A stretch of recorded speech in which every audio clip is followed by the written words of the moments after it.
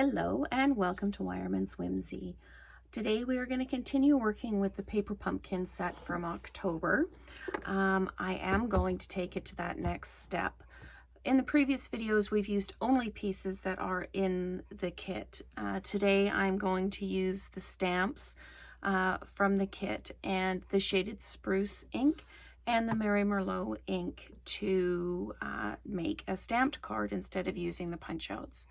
The first sample I made with Garden Green and Real Red, but when I wrapped the twine around it, it was the red was wrong. So what I've done, as I say, is used Shaded Spruce and Merry Merlot. So I'll just put that to the side. I'm using one of the card bases that came in the kit, and I'm going to stamp the using the wreath, the joy, and the berries. So I'm just going to open my Shaded Spruce, and the nice thing about the photopolymer stamps is you can see through the stamp and you can see when it's inked up well. So I'm just going to put this towards the top, push it down and lift it up, and then I'm going to go in with the Merry Merlot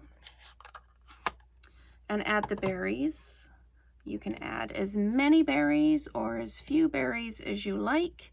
I'm just going to go around and fill in some of the gaps in the foliage with the berries, and just keep going around until you're satisfied with what you've got. So like that, and then I'm going to stamp the joy at the bottom.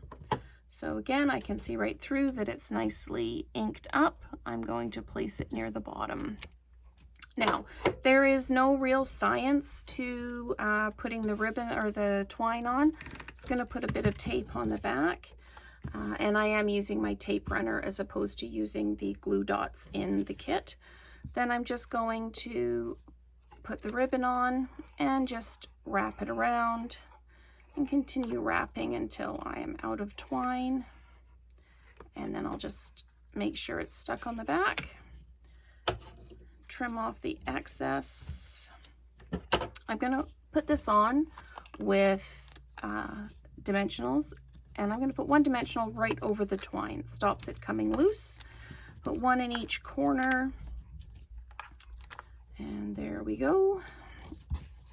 I'll just peel the backs off these real quick, and then we can mount it, and it is as quick and as easy as that. Once it's mounted, I will tie a bow on the twine just to finish it off, and we'll just put that down. There we go. And to tie the bow, I'm just going to take a separate piece and I'm going to fit it underneath. This is the fiddly bit. You either get it first time or it takes you ages to do.